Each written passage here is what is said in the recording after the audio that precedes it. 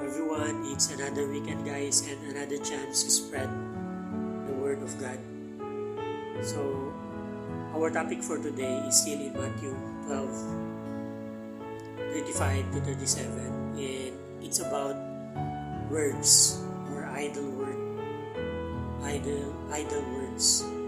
So, words reveal character, no? So if you have time, guys, embark with me with this journey, and that will give us knowledge too on how should we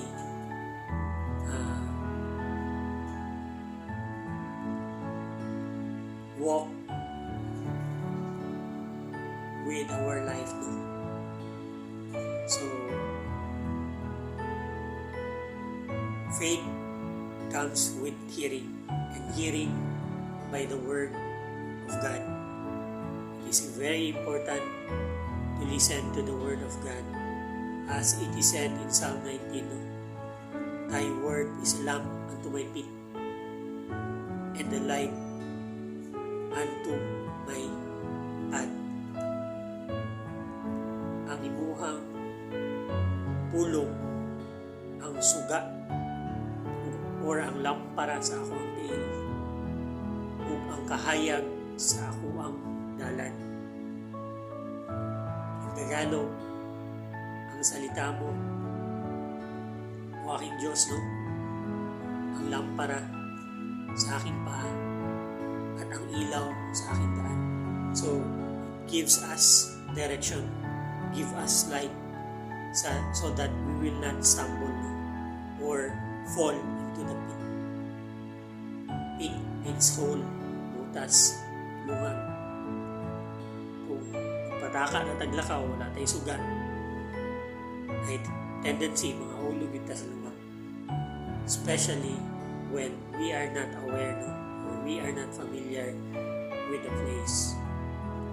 So, let's begin.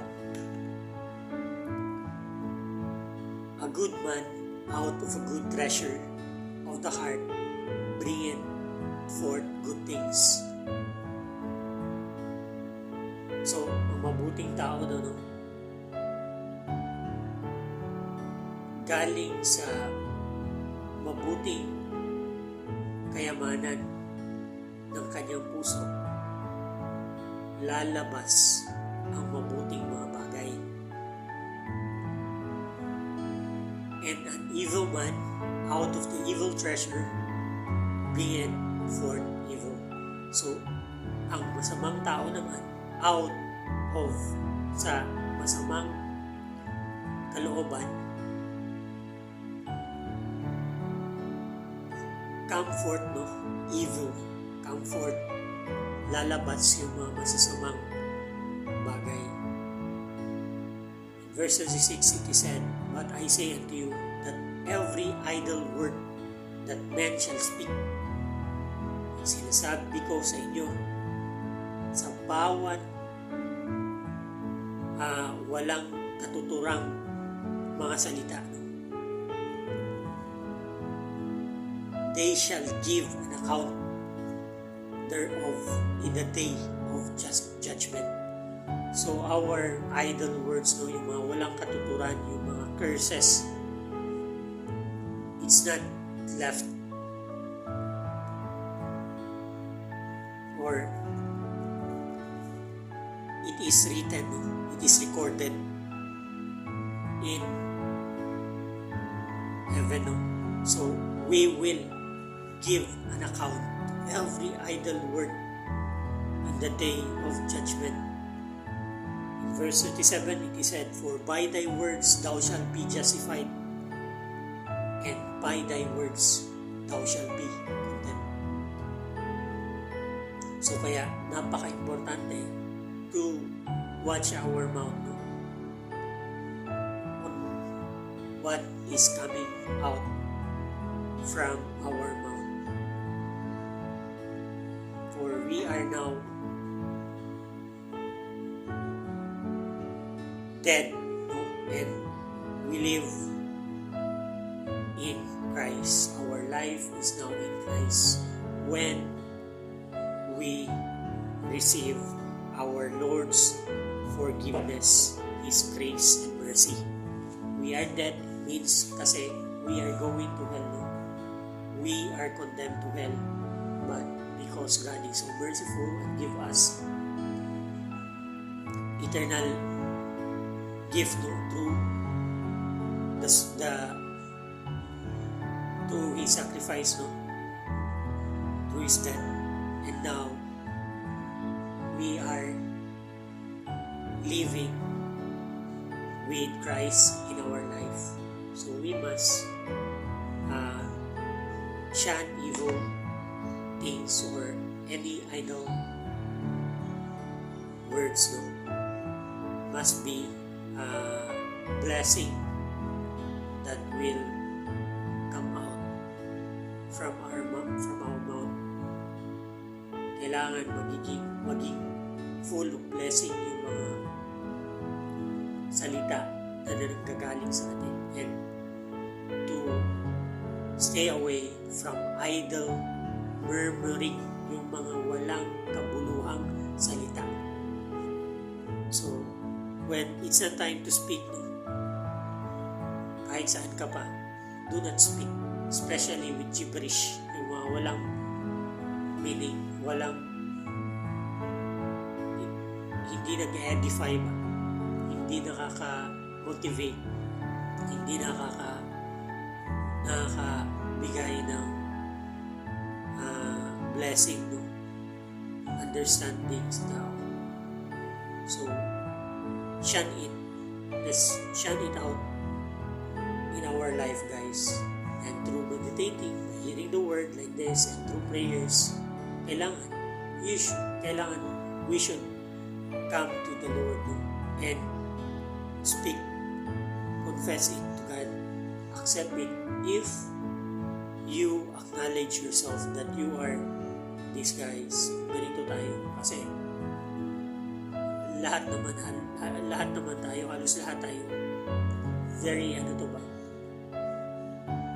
very, especially no, sa teenager life natin, no, way before, hindi tayo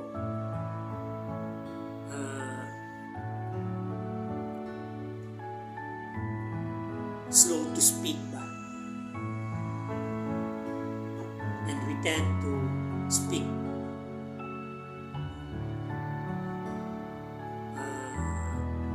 idle words, no, yung mga walang kwentang salita. In Matthew 15:11 it is said, "Not that which goeth into the mouth defile a man." So hindi daw yung mga pumapasok sa bunganga, no, yung nakakasira sa tao, but that which come out of the mouth, this defile a man. Yun daw lumalabas sa bibig, yun ang nakakasira. So it means our words, no. In James 3:10-12 it is said, "Out of the same mouth proceeded blessing and cursing. My brethren, these things ought not so to be." So galing daw sa bibig lumalabas yung blessing at saka curse, no. Blessing yung mga tunglo,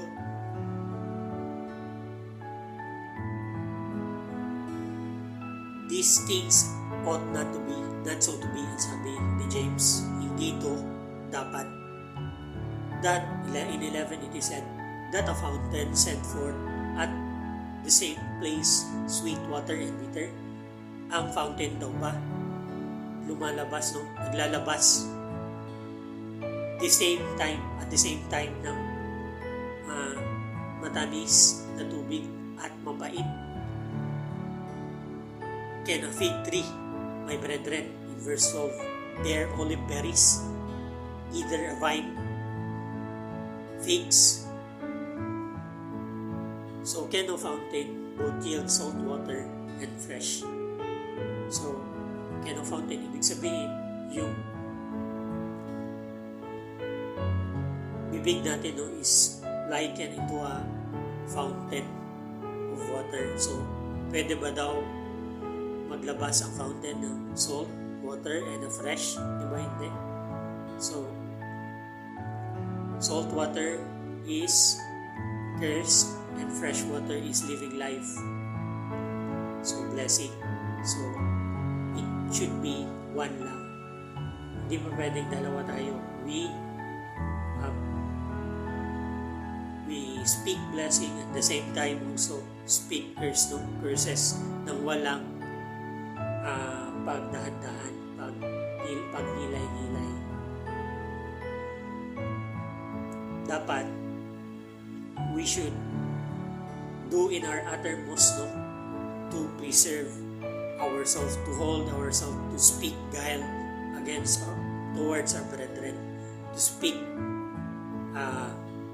idle words, to speak curses to them, to our brethren. So, knowledge is power, guys, and the scripture is also power. It gives us, it bless us when we apply it into our life. For knowledge itself, kung nasa sa atin yan and we don't apply it, kahit memorize mo pa yung buong Bible from cover to cover and you do not do it, you do not practice it, it is vain, it is nothing. But if you do the word of God, you follow, you know, and you apply, you will be blessed.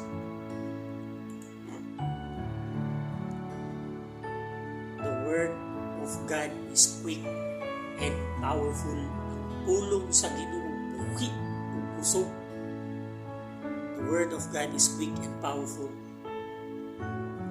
piercing, sharper than any two-edged sword, piercing even to the dividing asunder of soul and spirit, and unto the bones and marrows, and it is a discerner of thoughts and intents of the heart.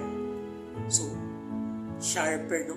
Mas matalas sa two-edged, yung dalawang talim na espada, yung salita ng Panginoon, ng pulong sa inyo, mas hait sa duwa, two-sided niya espada. Mudunot sa imuhang kabukog-bukuga, no? Sa imong mga maros, buhi ang pulong sa Ginoo. Ubusog, buhay at napakalakas ng salita ng Diyos. So if you believe this, His word, and apply it into your life, you will be blessed. So, the last scripture, guys, is in Psalm 34:13, and it is said, "Keep thy tongue from evil, and thy lips from speaking guile." So, let's keep our tongue from evil, and our lips from speaking guile, means evil, towards our brethren. And that's all, guys.